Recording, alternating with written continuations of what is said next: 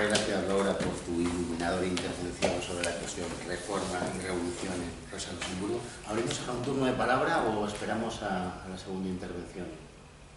Yo creo que podemos haber seguido, ¿no? Las dos ponencias. Vale, pues. ¿Quedas allí? Pues yo me he puesto aquí porque parece que la grabación pues es lo que más interesa, ¿no? No es de la falda a alguien en concreto, bueno, no es la falda, tenemos que sentarlo aquí por eso, para que esta la tenga más fácil el trabajo, no una voluntad de distanciamiento. Bueno, yo presento muy rápidamente lo que me propongo hacer aquí. Voy a ver si con el reloj por 25 minutos hemos marcado. Mi idea al seleccionar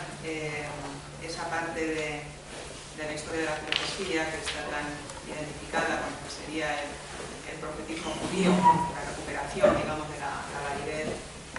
jurídico-política, incluso del profetismo judío por parte de Hermann Cohen y de Cassirer, pues busca desde luego confrontar, presentar una cierta alternativa a eso que veíamos ayer, especialmente en la intervención de Evaristo Prieto, como un modelo de Estado muy atravesado por las propuestas schmittianas, ¿no? Un Estado que desde luego no se refleja en ese enemigo, en ese fantasma incluso, al que Schmitt califica como Estado total, pero en el fondo un Estado que depende de manera sustancial de una unión, de la voluntad, digamos, de agrupación, de una agrupación en bloque, de una agrupación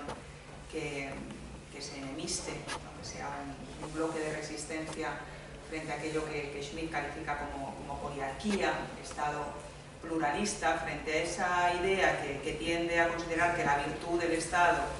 va de la mano con la unificación, ¿no? Radical de este conjunto de instituciones o de esta articulación institucional, pues más bien en una vía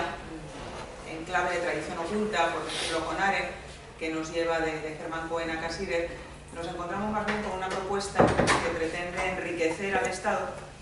en una línea, creo que consonante también con ciertas observaciones de Rosenzweig, intenta, digamos, coadyuvar al advenimiento del Estado y a que el Estado dé lo mejor de sí, pero precisamente impidiendo, obstaculizando algo así como su clausura, obstaculizando lo que podríamos calificar como una unidad absoluta del Estado, una autoconciencia plena del Estado, porque de alguna manera para estos dos autores, entre los cuales se crea una relación, tampoco está en su mano, de maestro-discípulo muy intensa, para Cohen y para Cassirer, esa lógica de la que nos hablaba en la primera sesión Villacañas, esa lógica del entendimiento que digamos entrevera con la lógica del mercado para que aparezca algo así como el Estado moderno, pues esa lógica del entendimiento para Cohen y para Cassirer es, digamos, no lo otro del Estado, sino más bien un suplemento, un complemento que tiene que acompañar de manera constante como una fuente de índices regulativos, pues aquello que el Estado debe, digamos, trabajar de manera más coactiva, de manera más constituyente, ¿no? Así que, bueno, de esa tradición oculta me propongo hablar aquí. El texto lo tengo escrito, voy a intentar, no voy a respetar el tiempo y me tengo que quedar callado, antes de que termine, pues lo hago, ¿no?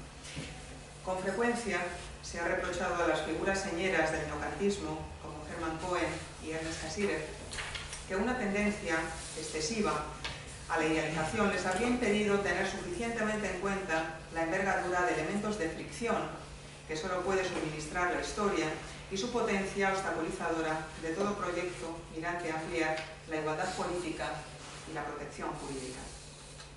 El argumento no debería llamar a sospecha en caso de que los sujetos mencionados no hubieran tenido que padecer las agresiones de un antisemitismo con el que las más elevadas instituciones de su propio Estado se mostraron cómplices o padecer, en el caso de Cassirer, las incertidumbres del exilio. Quizás, contra la afirmación de Brecht en los diálogos de prófugos, sea conveniente no presuponer en los desplazados y marginados una especial sensibilidad a las condiciones que impulsan la transformación de los tiempos. Pero también es cierto que merece la pena meditar sobre las bases, sobre las razones que condujeron a pensadores de origen judío como Cohen, Cassirer y desde luego Arendt y Benjamin a identificar como el principal elemento de configuración política espacios de encuentro y comprensión en los que la condición humana asiste a una suerte de ampliación de su mundo propio, aparte de disfrutar de la facultad que hace comunicables para otros y nosotros mismos nuestras palabras y pensamientos. El reproche de excesiva abstracción sería terrible si no fuera porque la existencia de estas figuras convirtió contenidos sumamente frágiles, pero al mismo tiempo portadores de una sólida tradición, en el hilo conductor capaz de transformar sus vidas en algo digno de ser vivido. A mi entender, nadie ha sabido hacerse cargo de ese testimonio con la fuerza con que Arendt, en Hombres en tiempos de oscuridad, se refirió a este grupo de judíos, los buenos europeos de Nietzsche, en el fondo, más allá del bien y del mal, en la semblanza que dedica a Rosa Luxemburgo. Volvemos por un momento a Rosa Luxemburgo, ¿no? Nos dice Arendt en esta obra,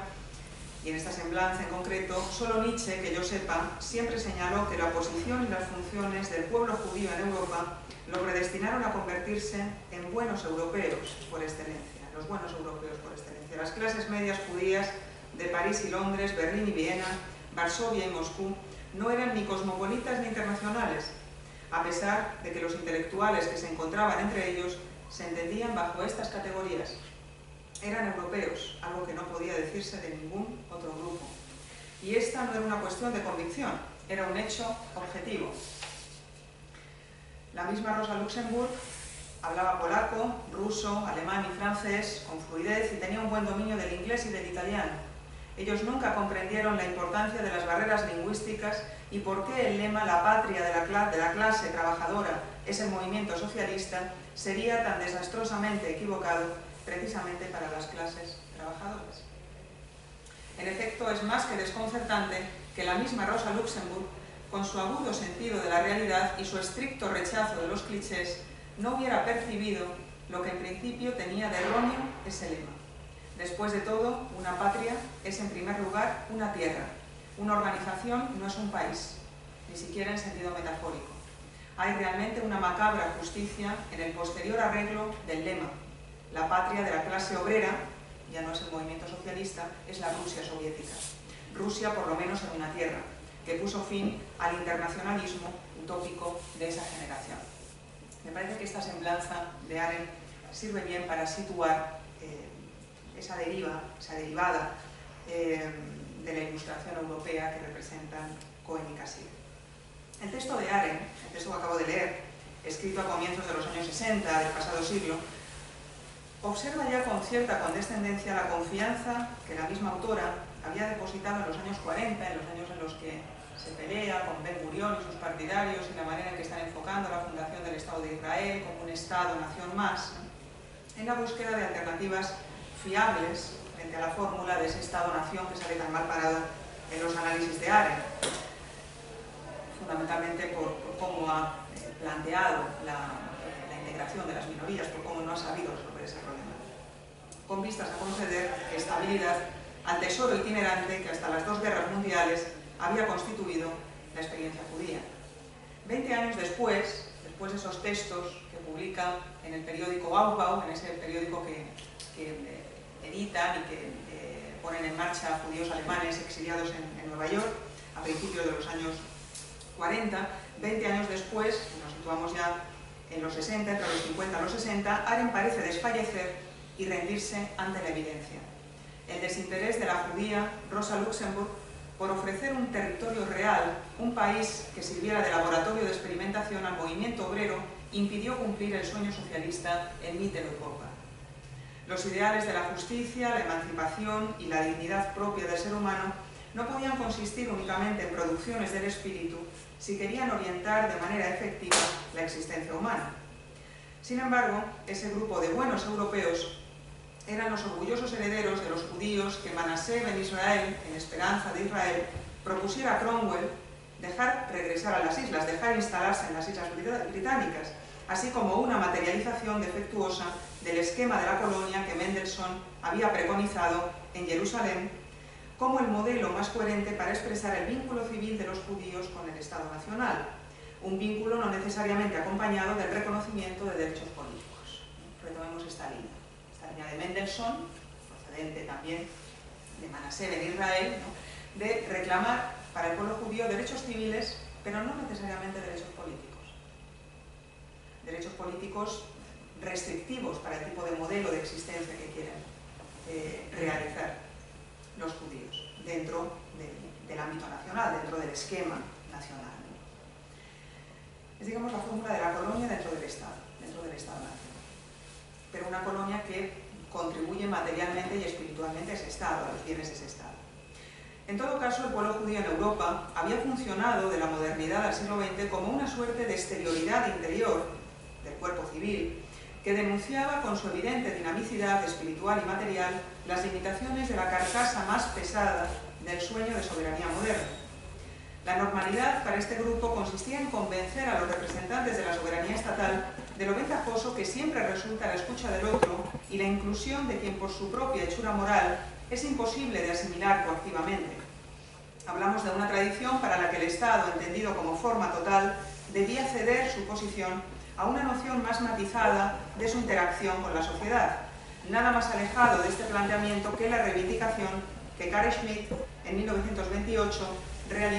expresa de una acción por el Estado, en Ética de Estado y Estado Pluralista, en un texto que tradujo Clara Ramas en 2011 para la revista Logos. Leo un extracto de este texto de Schmitt. Si la unidad estatal en la realidad de la vida social se vuelve problemática, entonces será un estado de cosas insoportable para todo ciudadano. Insoportable para Schmitt, pero Schmitt sostiene insoportable para todo ciudadano, puesto que con ello se volatiliza la situación normal y el presupuesto de toda norma ética y jurídica. Entonces el concepto de ética de Estado recibe un nuevo contenido y surge una nueva tarea, la de trabajar para introducir conscientemente la existencia de tal unidad, el deber de contribuir a que se realice un pedazo de orden concreto y real y que la situación vuelva a ser normal. Eso de que la situación vuelva a ser normal es precisamente aquello de lo que huye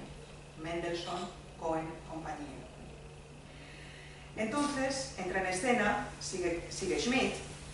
junto al deber del Estado, que yace en su subordinación a normas éticas, y junto a los deberes para con el Estado, un ulterior deber ético estatal conformado de un modo totalmente distinto, a saber, el deber de una acción por el Estado. Fin de la cita. Bueno, pues esta acción por el Estado, esta acción de alguna manera controlada completamente por el Estado, es aquello que no puede sino observar como una patología resistente, el tipo de lógica del entendimiento, el tipo de tradición cultural y el tipo de vínculo con el Estado de esa tradición cultural que están persiguiendo sujetos como Cohen o como Cassirer. De la tendencia al ideal utópico que se inserta llena de lucidez, como débil fuerza mesiánica, la anomalía por antonomasia para todo orden concreto, estamos hablando en definitiva de eso, de una anomalía para todo orden concreto, y estamos hablando de reivindicar la anomalía frente al orden concreto, precisamente para enriquecer la propia vida jurídica del Estado moderno. Esa tendencia a la utopía, y de esa tendencia a la utopía en el Estado-nación europeo, hablarán precisamente estas páginas, hablará mi intervención, así como de su manifestación en una hermenéutica de las formas de la cultura y especialmente de esa forma de la cultura, de esa forma simbólica que es el derecho, sobre la que la impaciencia de los amigos de la decisión, de Heidegger a Schmitt, por un lado, y la elección, por otro, del paradigma positivista en Schlick y Carnap, suelen lanzar sombras como si se tratara del salto arrojado por una excesiva ternura hacia potencias demónicas latentes en lo fáctico. Así que bueno, allá vamos. Primera sección, el profetismo judío y la función civilizatoria del derecho en Hermann Cohen. La semblanza como fundador de la escuela neokantiana de Marburgo ha eclipsado con toda seguridad las vertientes que permiten reconocer en Hermann Cohen uno de los representantes más eminentes del legado del judaísmo profético en el siglo XX. Avalan esta faceta menos subrayada en la valoración general de su obra no solo sus intervenciones a favor de la protección de los judíos europeos, sino sus contribuciones sobre la interpretación correcta de la función mesiánica y su propia aportación a la formación de un currículum en los estudios judíos en la tradición de la Wissenschaft des Judentums. En efecto, tras su retirada de la cátedra de Marburgo, una de las pocas ciudades alemanas que permitían a los judíos hacer carrera académica, Cohen se traslada a Berlín en 1912, donde dictará cursos sobre filosofía general y pensamiento judío en particular en la Academia para el Estudio Científico del Judaísmo. De esa labor procede buena parte de su fama como teólogo judío, que también la tiene, más allá de sus indiscutibles méritos como historiador de la filosofía. No debe concederse importancia menor a los escritos de intervención con los que pretende defender las bondades civilizatorias de la cultura religiosa judía frente a las acusaciones que verterán sobre ella historiadores de la oficialidad prusiana, como por ejemplo Heinrich von Fischke, tildándola de inasimilable por la cultura nacional germánica, a lo que se opone directamente Cohen al escribir en 1915 Germanidad y Judaísmo. Como se leerá en Ein Bekenntnis in der Judenfrage, esta intervención en la cuestión judía de 1888 de un Cohen joven, muy joven, difícilmente se apreciará, a su juicio, diferencia alguna entre el monoteísmo israelita y el cristianismo protestante. Un temprano texto, como Heinrich Heine y el judaísmo, ya ensalzaba las virtudes del marranismo, tema recurrente en la pluma de Heine, como expresión de la actitud militante que el judío debía adoptar para manifestarse como una energía cultural e histórica productiva entre los gentiles. De nuevo, una patología para alguien como Smith, para un defensor del orden concreto, para un defensor de la acción por el Estado, que nos encontramos en ética de Estado y Estado pluralista. Finalmente, el recurso al concepto talmúdico de noágida, del que habla también y extrae comentarios muy a tener en cuenta Roberto Navarrete en los tiempos del poder, confirmaría los puentes que esperaban ser descubiertos entre la cultura ilustrada alemana y la Torá, en un ensayo de reconciliación post-Haskalah, post-ilustración judía, que pretendía devolver al judaísmo a la situación que merecía ocupar como fuente civilizatoria europea, fundadora de una ética universal aún por venir.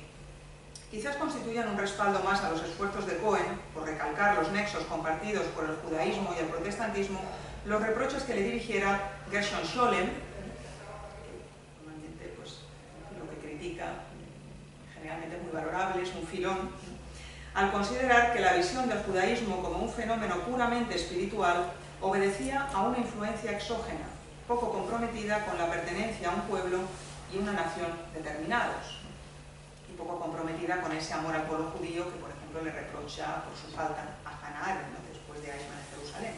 Gershon Scholem. Contrasta con este tono la admiración que Derrida dedicara a este pensador judío y alemán en interpretaciones, en Guerra, Kant, el judío, el alemán, donde lo considera adalid, según las palabras de Derrida, de un patriotismo militante en la comunidad judía alemana, que naturalmente habría resultado menos receptivo a las interesantes resonancias procedentes de otros medios híbridos como el judío musulmán o el marrano, o el ibérico. Es evidente que Cohen comparte con Heine de la misma manera con que Heinrich Gretz y Abraham Geiger, promotores de la reforma del judaísmo desde el movimiento Wissenschaft des Judentums, la necesidad de disputar el monopolio cristiano en la construcción de la cultura europea moderna y en el fomento del progreso ético. Este propósito permite reconocer cierto tono retórico en las repetidas concesiones al bagaje conceptual del protestantismo luterano, cuya crítica del dogma eclesiástico y cuyo arrojo hermenéutico resultaba un punto de inflexión prometedor dentro del cristianismo para recuperar un modelo de racionalidad por el que en el siglo XVIII habían abogado gentiles como Lessing. La superación reformista de la letra ejecutaría así una operación espiritual paralela a la superación de la legalidad farisaica y su arraigo en las convenciones, operación que tanto había reclamado Geiger, confirmando la capacidad del judaísmo para trabajar en pro de una transfiguración de la religión en una moralidad superior porque abstracta y ecuménica, universal. En el escrito El significado del judaísmo para el progreso religioso de la humanidad, presentado en un congreso de religiones liberales celebrado en 1910 en Berlín, Cohen encomiará la idealización realizada precisamente en la estela de Lessing y Mendelssohn como condición metodológica de un diálogo interreligioso productivo. Este marco hermenéutico conduce a identificar al Cristo de Lutero con una figura ideal de la fe, según sostiene Cohen, más basada en una creación propia del espíritu que en un hecho histórico o material. Se trata de una dinámica conectable con lo que Reinhard Koselleck calificara en Historias de Conceptos como transformación de la religión en religiosidad, cuyas formas de piedad buscan remover dogmas que ya no dotan de energía al espíritu. Una dinámica en la que la comprensión ganada en un espacio que antes que nada lo es de sociabilidad, hace gala de una potencia emancipatoria frente a autoridades que carecen de suficiente proximidad con lo humano. Ese impulso hacia la analogía es el que llevará al joven Cohen, deseoso de elaborar su escrito de habilitación con el protestante ortodoxo de ideario socialista Friedrich Albert Lange, a discutir con este sobre pasajes proféticos de la Biblia bajo la siguiente declaración: lo que tú llamas cristianismo, yo lo llamo profetismo. Apenas 20 años más tarde, una estudiante también de Marburgo, Hannah Arendt, haría de la voluntad de humanización del mundo que fomenta los encuentros de los diferentes por clase, diferentes por religión, diferentes por nacionalidad, como ocurría en el Salón de Rael Van Hagen, la divisa de su propio pensamiento, la divisa de una supervivencia política allí donde la política ha expulsado a determinados grupos del espacio de fenomenalización, de las condiciones de visibilidad. El germen de un programa semejante nos devuelve al viejo Cohen. Lo mismo ocurre con la indisposición de Arendt hacia las decisiones del sector encabezado por Ben Gurión, a que me refería antes, acerca de la fórmula política más adecuada para fundar el Estado de Israel, del 45 al 48 especialmente, ¿no? La discusión, digamos, en esos años, especialmente intensa en esos años. La lealtad a la sociedad que acoge al judío se combina en Cohen con la distancia crítica de quien se sabe inasimilable del todo, sobre todo por ser portador de un tesoro reflexivo inasequible a todo poder inquisitorial. Reconocer en el judío a un mensajero de ideales regulativos esenciales para la autoconciencia europea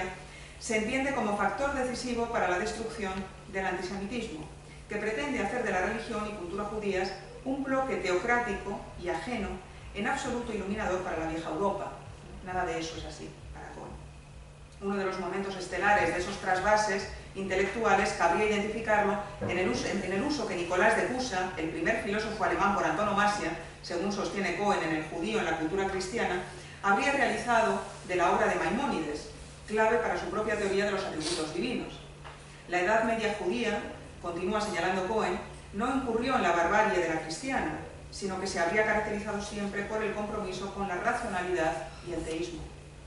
Antes de la Reforma, la religión judía habría cultivado una piedad libre de coerciones heterónomas procedentes de la mediación eclesial, favoreciendo la forja de un ethos que delinea una de las principales tareas de la Bildung. Desde esta perspectiva, la Reforma sería un vástago del judaísmo y su enseñanza talmúdica, origen de una cultura social en la que la plegaria no revierte sobre la interioridad del creyente, solamente sobre la interioridad del creyente, sino que se convierte en un medio para la construcción de una sociedad de Mitmenschen que se reconocen como iguales más allá de sus diferencias materiales aparentes. Es decir, lo que está reivindicando Cohen es que el judaísmo produce una sociedad civil, produce una eticidad con, digamos, una solidez mayor que la propia cultura cristiana.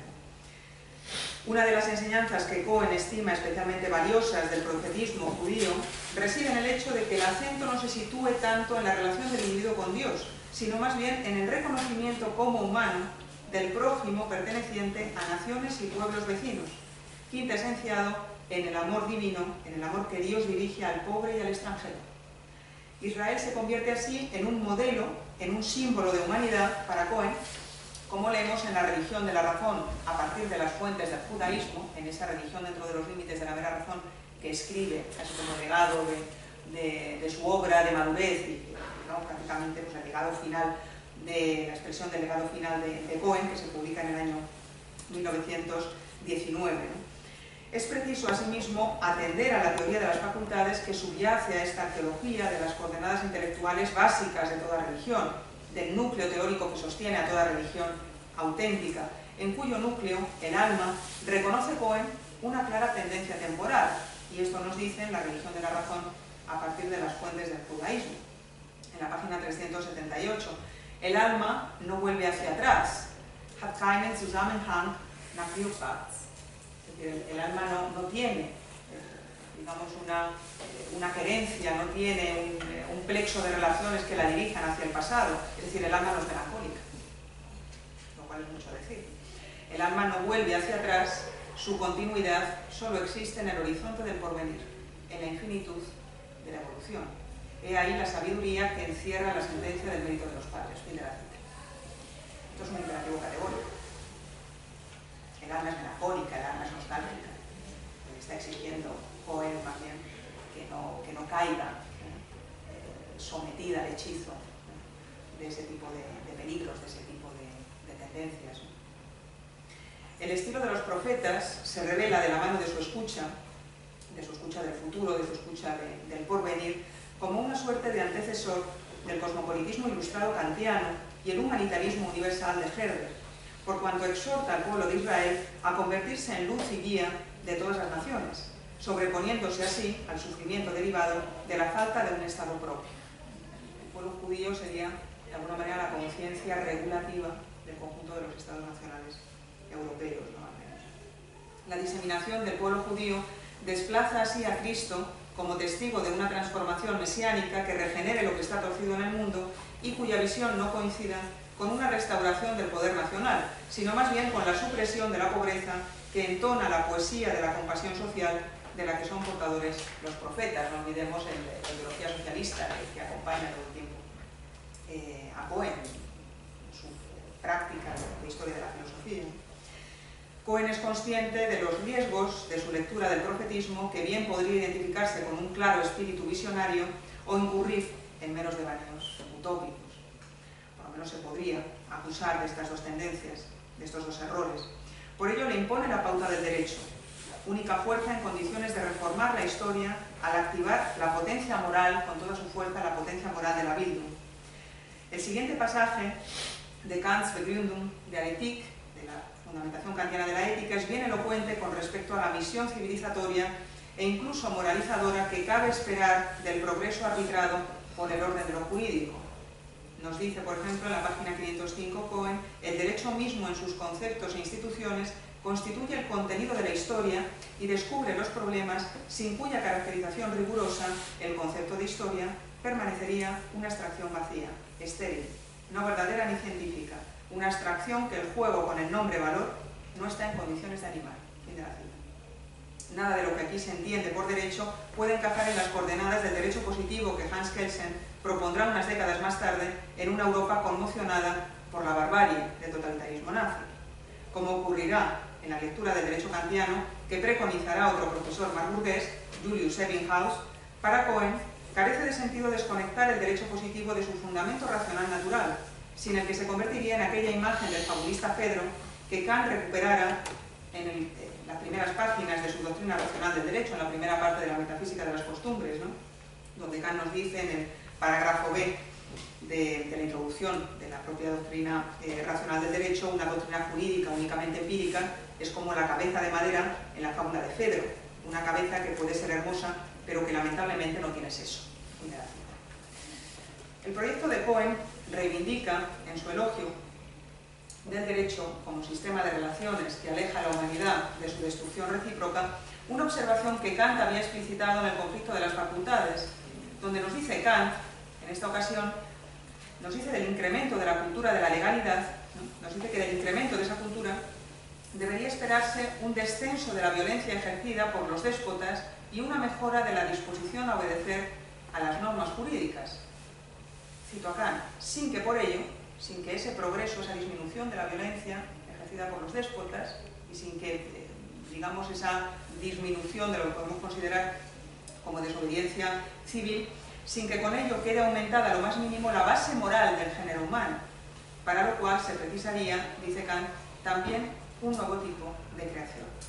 una influencia sobrenatural, inasequible para nosotros los hombres. Fin de la cita. Pero el rabino de Breslau, o el aprendiz del rabino de Breslau, ¿no? Que también fue Cohen,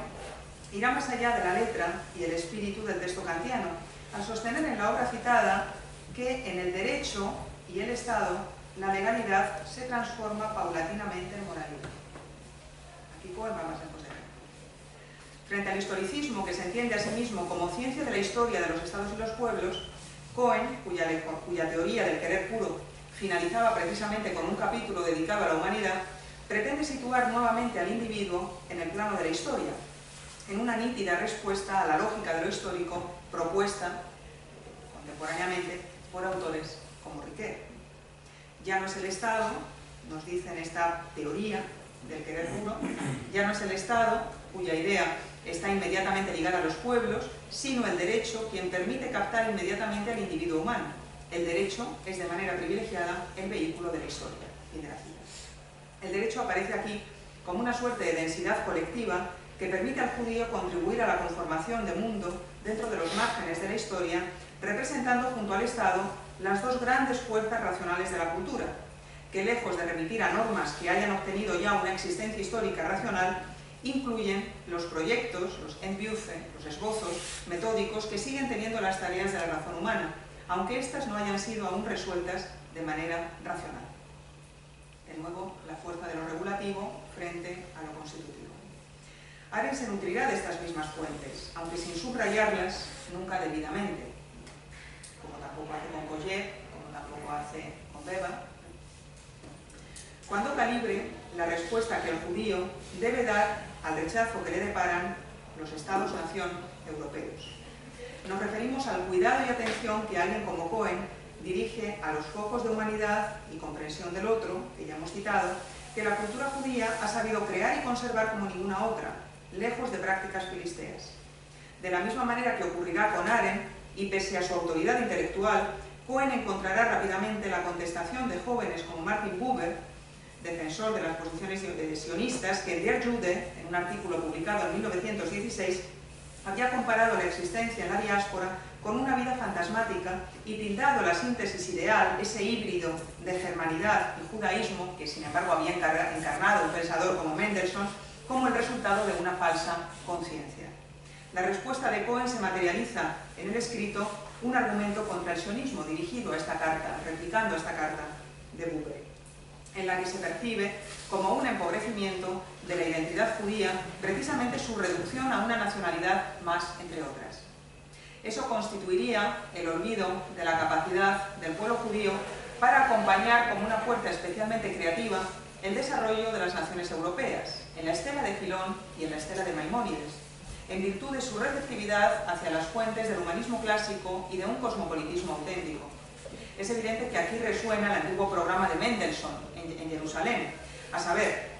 el mantenimiento en un régimen de sano equilibrio de la distinción procedente de la observancia de la ley judía y la integración política en un Estado moderno. En la formulación de Cohen, en este escrito que acabo de citar de respuesta a Buber, un argumento contra el sionismo, se exige lo siguiente, cito, una preocupación vital y constructiva por el país del que se es ciudadano y una plena afirmación de la propia historia pasada, de manera que conciencia germana y judía se funden en una. Fin de la cita. Es evidente que la afirmación está rodeada de una hermenéutica idealizadora, pero no hay una comprensión de la historia humana para este pensamiento que no se vea movilizada por objetivos que impiden conceder toda la razón a las ansiedades del presente. La lectura que Cohen realiza de la historia cultural judía resulta leccionadora si la consideramos como precedente de la contrahistoria de la mentalidad totalitaria que Cassirer pondrá en práctica seleccionando un archipiélago de piezas nobles de la Ilustración europea. Pasajes como el siguiente podrían considerarse en efecto procedentes del ensayo sobre el hombre de Cassirer, de ese texto que nosotros tenemos publicado en Fondo de Cultura Económica como Antropología Filosófica. Es un texto de Cohen. El pasado, cito, no debe ser jamás, es un texto ya muy final de Cohen, de sus ensayos cortos, de sus opúsculos. El pasado no debe ser jamás el ideal absoluto del historiador, por el contrario, es menester que el porvenir constituya el gran problema y la norma tanto en la práctica para el presente como en el juicio histórico sobre el pasado. Fin de la cita de Cohen, que perfectamente podría pasar como una cita de Cassirer. La resistencia de Cohen a la consideración de las normas como enunciados que remitan a un ser verdadero obedece fundamentalmente al vínculo que las une a esas normas con el porvenir, que las une a su compromiso regulativo. Es decir, con un horizonte de expectativas sin el que carecería de sentido preguntarse por ninguna validez. Ese sería el legado del profetismo judío, en condiciones de inspirar sendas de acción compartidas con los gentiles en la Europa, al menos anterior a la Primera Guerra Mundial. Segunda sección, última sección, la dedicada a Cassirer, una historia del espíritu con descarga del absoluto, una pretensión de descargar, el absoluto de herencia hegeliana que a Cassirer le resulta tan antipático. La sospecha de relativismo e indeterminación ha acompañado como una sombra insidiosa la recepción del proyecto de Bildung impulsado por Cassirer en la estela de Cohen. Si nos detenemos en una de las monografías más recientes sobre su obra, la de Skidelsky, Ernst Cassirer, el último filósofo de la cultura, advertiremos repetidas críticas al carácter conciliador de la teoría de las formas simbólicas, cuya luz intelectiva habría impedido distinguir el origen social de las oscuridades del presente, cuando no sencillamente un talante escapista con respecto a los problemas materiales de la sociedad de su tiempo. Pero ya la recepción temprana del autor había asumido ese tono. En una recensión del mito del Estado, de las últimas obras, como la última de Cassirer, una reseña que publica Leo Strauss en Social Research, esa revista tan ligada también a publicaciones importantes de Hannah Arendt, Strauss reprocha lo siguiente al programa de regeneración civil de Cassirer. Cito: una respuesta adecuada, ¿no? Ya sabemos de qué pie cogía Strauss, ya sabemos que para Strauss Schmitt no va suficientemente lejos, por lo que concierne a una regeneración, digamos, espiritual, ¿no? de Occidente, ¿no? Por decirlo rápidamente, pero bueno, Strauss dice lo siguiente acerca de las fallas, ¿no? del programa de regeneración cultural y espiritual de Cassirer con respecto a la teoría de las formas simbólicas. Una respuesta adecuada al reto planteado por la doctrina que favorece el mito político de nuestro tiempo habría sido no una discusión inconclusa sobre el mito del Estado, que es lo que Strauss encuentra en ese libro de Cassirer, sino una transformación racional de la filosofía de las formas simbólicas en una enseñanza cuyo centro fuera la filosofía moral. Esto es algo así como el retorno al maestro de Cassirer, Hermann Cohen, cuando no a Kant mismo. Si se considera la crítica a la que la ética de Kant está abierta, esta exigencia no se ve satisfecha por las reformulaciones ocasionales de Cassirer de los principios morales kantianos. Fin de la cita. De modo que lo que Strauss echa de menos en Cassirer es una mayor claridad acerca de la fundamentación moral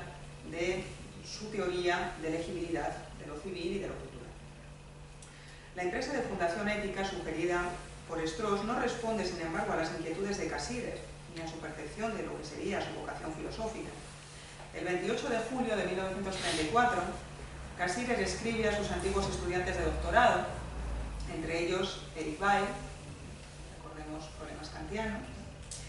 o Oskar Christeller, al que debemos la recuperación de eso que llamamos el Renacimiento, y Leo Strauss, y el mismo Leo Strauss, a los que habría que sumar Franz Rosenzweig también, que trabaja con Cohen, ¿no? como estudiante. Sin embargo, esta carta se dirige a los tres autores que he mencionado, ¿no? a Weil, a Christeller, a Strauss, ¿no?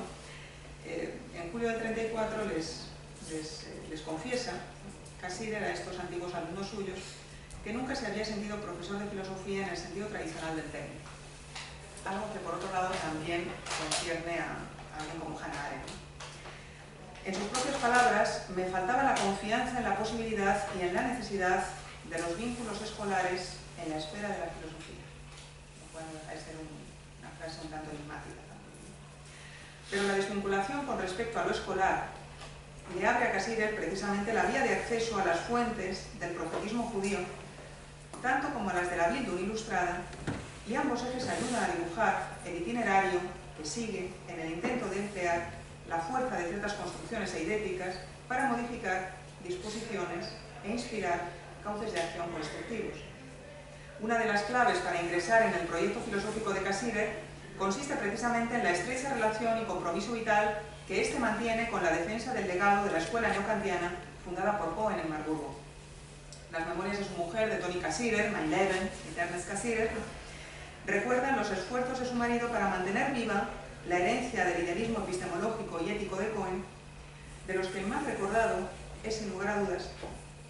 el legendario debate, más por sus impotencias que por sus logros, mantenido con Heidegger en Davos, en 1929. En las palabras que Cassirer pronunció en 1918 ante la tumba de Cohen en Berlín, recuerda la implicación de lo filosófico y lo religioso en la manera de su maestro de ejercitar la hermenéutica de los textos, de suerte que, según afirma, sus abstracciones procedían de un sittlich religiöser Grundtrieb,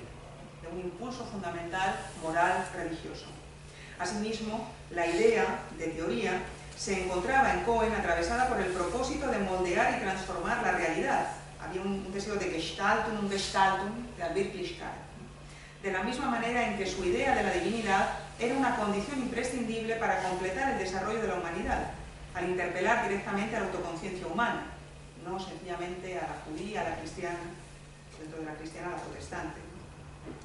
Teniendo en cuenta la enseñanza proyectada por una figura de tal envergadura,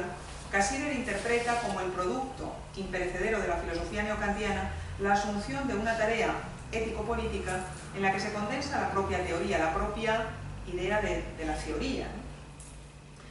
Una consecuencia derivada de esta recepción será la convicción de que la historia no podía iluminarse a sí misma, tampoco podría hacerlo la historia de la filosofía, ni siquiera confiando en los instrumentos de la filología, de la seria filología. La comprensión histórica requiere, como se recuerda en el apartado correspondiente a la historia de antropología filosófica de Anne Hoffman, de una reconstrucción simbólica que prepare al investigador para deletrear e interpretar los mensajes vivos del pasado. El mismo año de la muerte de Cohen, Cassirer publica el ensayo Freiheit und Form, en el que delinea una imagen a contracorriente de una Alemania arraigada en los ideales de la razón y del republicanismo, que lamentablemente resultaba cada vez más alejada del campo de la experiencia posible. Durante la República de Weimar, Cassirer se enfrenta con una admirable templanza a los libelos difundidos por Bruno Bauch, que acusan al neokantismo de proponer una lectura de Kant desde un presunto formalismo judío y de escribir en unos Kant-Studien cuyo consejo de redacción se tachaba de verjudet. Y en agosto de 1928, por invitación del alcalde y del Senado de Hamburgo, pronuncia el Festrede, ese discurso de conmemoración de la Constitución de Weimar, de los 10 años de la Constitución de Weimar, sobre la que construye un relato que entreteje ideas que cruzan el Atlántico, de Francia a Estados Unidos, pero quizás sin desplegar la solidez orgánica, la esperable Formgebung, la donación de forma, que pudiera esperar de semejantes estructuras de pensamiento. La deuda mantenida con la enseñanza de Cohen y su aportación a la Universidad Alemana se sustancia para Cassirer en la obsesión por perseguir los nichos de vida espiritual de los que proceden y emergen las distintas posiciones filosóficas, en torno a lo que se califica como Gestalt des Seins, figura del ser, conformando una auténtica Forschungsgemeinschaft, una comunidad de investigación orientada por los mismos principios de vida. Justamente por pertenecer a un mundo especialmente sensible a este tipo de bienes colectivos, la cultura judía liberal y reformista debía ofrendar su ejemplo para modificar de modo contundente lo concebido como desafíos ético-políticos de la historia de la filosofía europea. No era esta una disciplina séptica, ancilar de la hermana filología, unilateral en sus juicios, sino que más bien exigía la historia de la filosofía, la práctica de la historia de la filosofía, revelar su potencialidad latente como fuente de referentes adormecidos en el relato impuesto como oficial. Toni Cassirer traslada en sus memorias el entusiasmo con que Ernest vivió sus primeros meses en la Universidad de Yale, participando en un seminario con colegas de varias facultades, con colegas, un seminario interdisciplinar. Como consecuencia de esta curiosidad enciclopédica, Cassirer, tan cercano a la metodología aplicada por Warburg a la historia de la religión, a la mitocrítica y a la historia cultural, continúa insistiendo en la idea de progreso profético que Cohen había encarecido para renovar la autoconciencia judía y, por consiguiente, la europea. El nuevo espíritu procedería de los ideales ético-políticos de la Ilustración, aliados de la misión purificada de las grandes religiones, empleados siempre con la intención de depurar de restos míticos las estructuras principales de la convivencia humana. Una de esas estructuras centrales, según las formas jurídicas con las que Cassirer persigue desplegar una fenomenología del proceso civilizatorio. En el segundo volumen de Filosofía de las Formas Simbólicas, es decir, en el correspondiente al mito,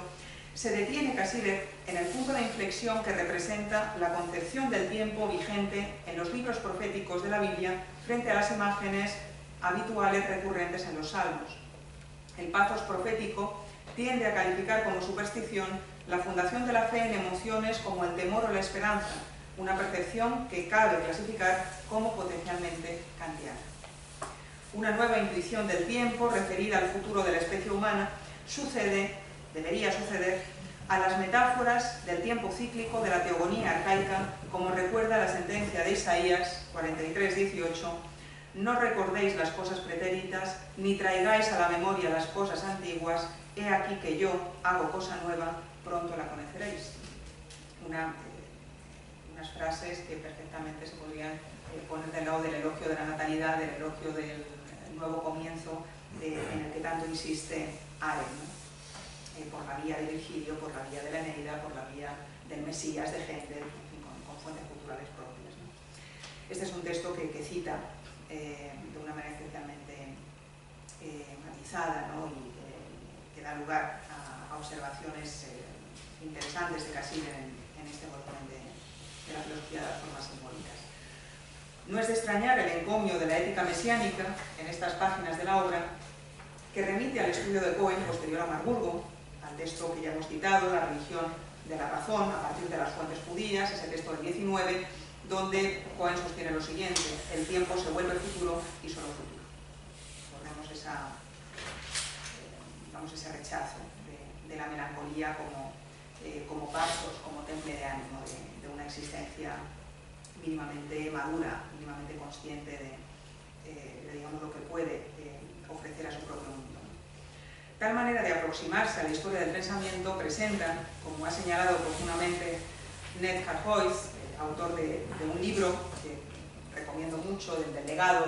del judaísmo liberal y que se ocupa del diálogo un tanto oculto entre Aren y Cassirer. Desde luego Aren tenía muchos libros de Cassirer en su biblioteca, pero Cassirer no es un autor que aparezca habitualmente en la obra de Aren. Esta manera de aproximarse a la historia del pensamiento presenta más de un punto de semejanza con las directrices que, por ejemplo, Wilhelm von Humboldt indica en su escrito La tarea del historiador, un escrito de 1821, enfocando con fuerza las intersecciones del mundo de las ideas y la agencia social y política,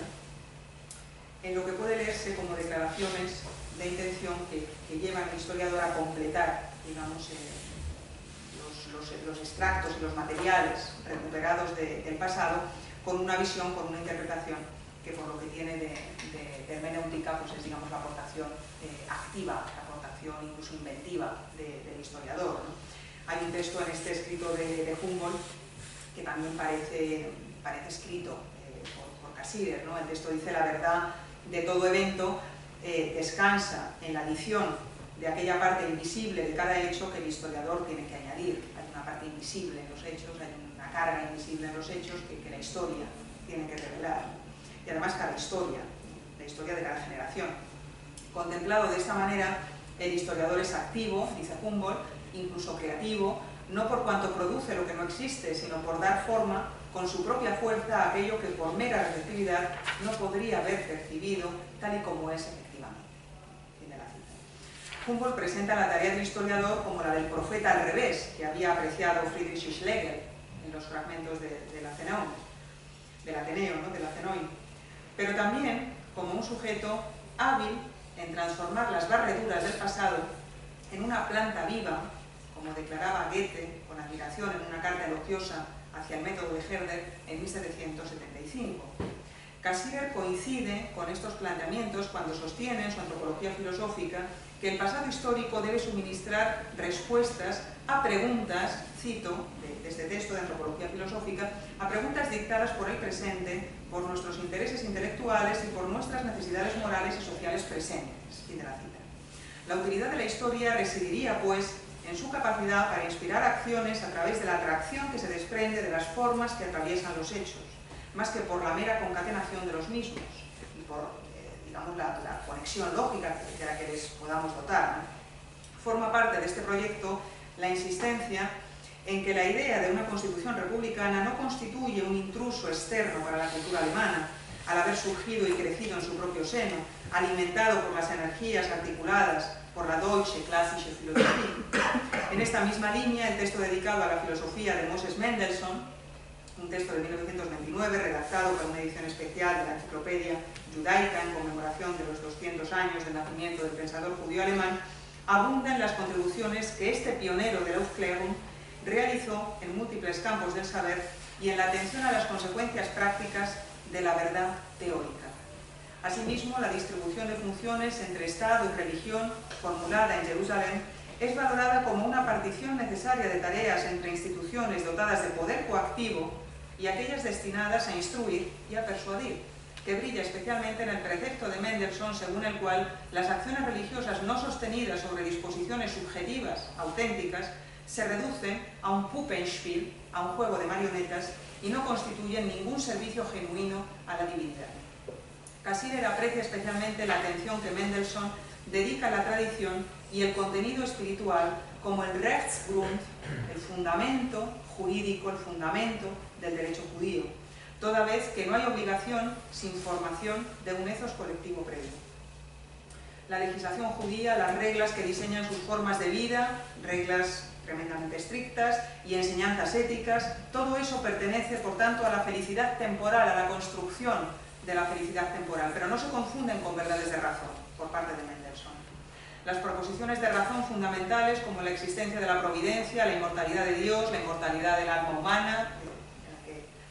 la que sabemos que rebate Kant, ¿no?, en los paralogismos de su primera crítica, se entienden como resultado de relaciones intersubjetivas, esto es, como proyección de una sociabilidad compartida, pero en ningún caso cabe codificarlas dogmáticamente. En un escrito internamente ligado y contemporáneo del anterior, como es Die Idee de Religion bei Lessing und Mendelssohn, la idea de religión en estos dos autores, se repara en la gleiche Gesinnung, digamos, la intención idéntica que habría impulsado la acción reformista de ambos amigos en materia religiosa, en la que conciben una fuerza atractiva de los esfuerzos de quienes trabajan con la mirada fija en fines comunes, algo que recuerda bastante la definición de lo jurídico, de la normatividad jurídica que nos daba ayer Evaristo Prieto a partir de Luhmann. Allí se destaca incluso la mayor disposición del no judío, del gentil Lessing, para contribuir con su interés por una historia inmanente de la razón frente a la voluntad del sistema, a la itinerancia cultural del ethos propiamente judío.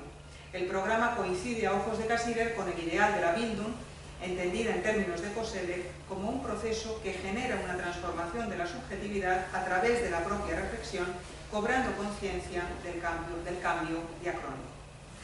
Un posterior ensayo, El judaísmo y el mito político moderno, seguramente anterior a los dos que acabo de mencionar,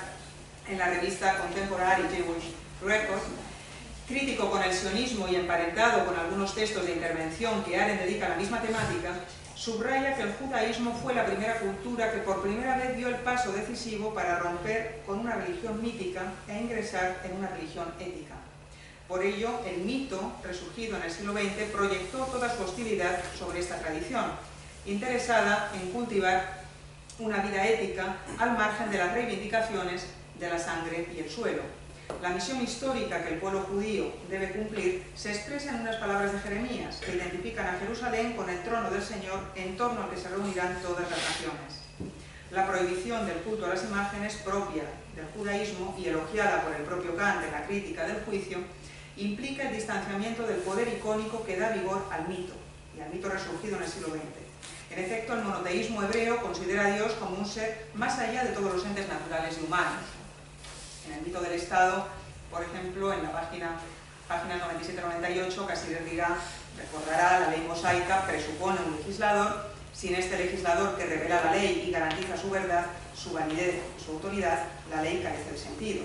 En contraste con el intelectualismo griego, La religión profética se caracteriza por su profundo y decidido voluntarismo. Dios es una persona y esto significa una voluntad. Esta voluntad no pueden hacerla comprensible los simples métodos lógicos de argumentación y raciocinio.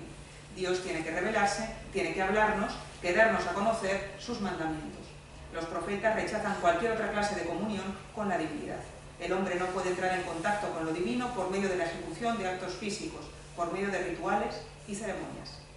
El único modo de conocer a Dios es el cumplimiento de sus mandatos. El único modo de comulgar con Él no son las plegarias o los sacrificios, sino la obediencia a su voluntad, a una voluntad que se convierta en la nuestra. Se recupera así la línea de discusión que Cohen mantuvo con Buber en 1916. El mundo moral de los buenos europeos es la auténtica tierra prometida del pueblo judío.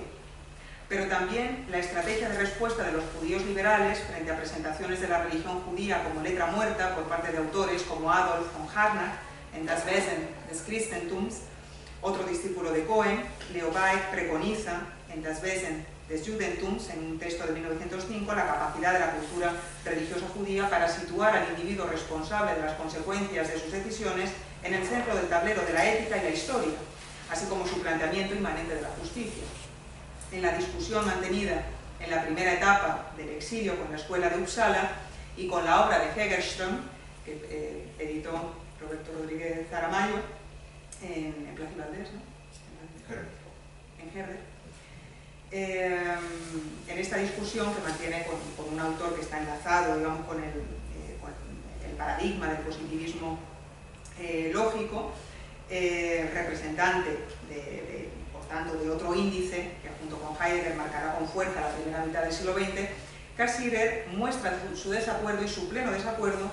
con una interpretación de la normatividad jurídica que considere, por ejemplo, que toda ley escrita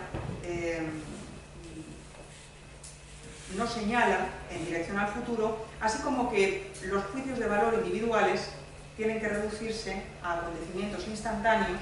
puesto que los juicios de valor para alguien como Cassirer, de la misma manera que para Cohen, son por naturaleza relacionales, en una línea que podemos identificar claramente con el legado de este judaísmo liberal. En este contexto, en la discusión con este pensador sueco, con Hegerström, en la edición que citaba en la página 151, Cassirer señala que un ordenamiento jurídico solo se origina cuando el pensamiento se eleva a la institución de principio por encima del momento particular de lo dado aquí y ahora, abriéndose, por tanto, hacia el futuro. La determinabilidad del futuro, merced al presente, hace que la obligatoriedad que el presente ha cerrado sea para el futuro un momento que inserta en toda legislación posible. Lo jurídico, lo legal, tiene que estar dirigido al futuro. Tiene que recuperar esa direccionalidad reivindicada por Cohen. Ninguna emoción puede así entregar la orientación y compromiso con lo no dado, ¿no? Y Hegerström, pues, con posiciones vinculadas a los autores como Carnap, como Schlick, que intentan, digamos, dar una lectura muy emocional, ¿no? de la propia ética y apartar, por tanto, esa disciplina de lo que podría ser la teoría, de lo que podría ser la ciencia. Frente a esas intenciones, ¿no? Había que arrancar, había que desconectar de una mala crítica de lo emocional este compromiso con lo que está por hacer, este compromiso en el fondo con el deber, con lo que falta. El amar lo que uno se ha mandado a sí mismo, según la expresión de Goethe, en el fondo, que Cassirer reconoce en la voluntad humana, ¿no? como un eje, en el fondo, de la personalidad moral que se encuentra a la base de toda normatividad jurídica. Desde Sustancia y Función, de 1910, la contribución de Cassirer a la crítica de la lógica clásica había intentado enfocar el suelo relacional de toda subsunción y de toda presunta estabilidad categórica.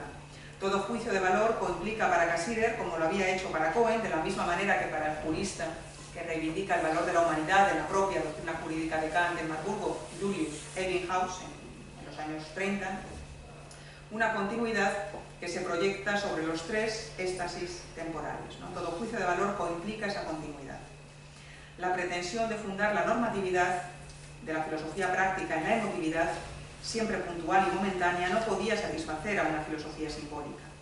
Del otro lado, del lado no ya de los críticos positivistas, del paradigma positivista, sino del lado de la analítica existenciaria, como la elaborada por Martin Heidegger, el mito del Estado, ¿no?, contesta con balances como el siguiente. Una filosofía de la historia que consiste en sombríos vaticinios, cito de la página 347 del mito del Estado, una filosofía de la historia que consiste en sombríos vaticinios de la decadencia y de la destrucción inevitable de nuestra civilización,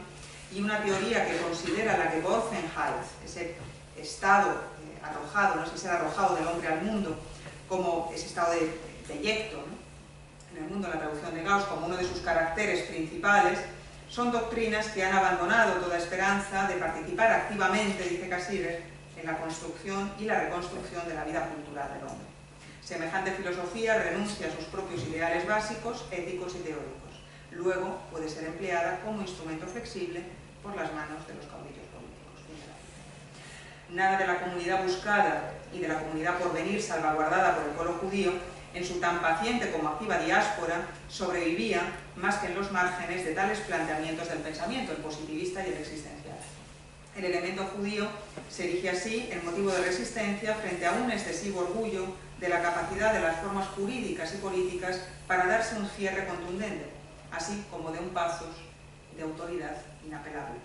Hasta la vía regia de la filosofía moderna había reservado sus peanes de admiración por las realidades, que en realidad son realidades y fenómenos que nos recuerdan mucho a Arendt, el nacimiento, la comprensión, la revelación interior, esto nos remite más a Cohen que a Arendt, todo hay que decirlo, cuya naturaleza enigmática deberían guiar, a juicio de Cassirer, los esfuerzos epistemológicos y prácticos de la humanidad. Cierro con un texto tardío de Cassirer, donde Cassirer está hablando de Hobbes y nos presenta un Hobbes que resulta muy arendtiano, ¿no? Nos dice: Thomas Hobbes dijo una vez, hasta Thomas Hobbes, hasta en ese tipo de pieza, ¿no?, escogida de la filosofía moderna, se puede encontrar un brillo de Grecia, de alguna manera, ¿no?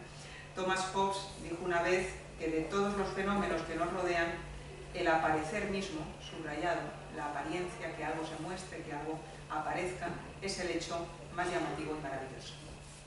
Muchas gracias.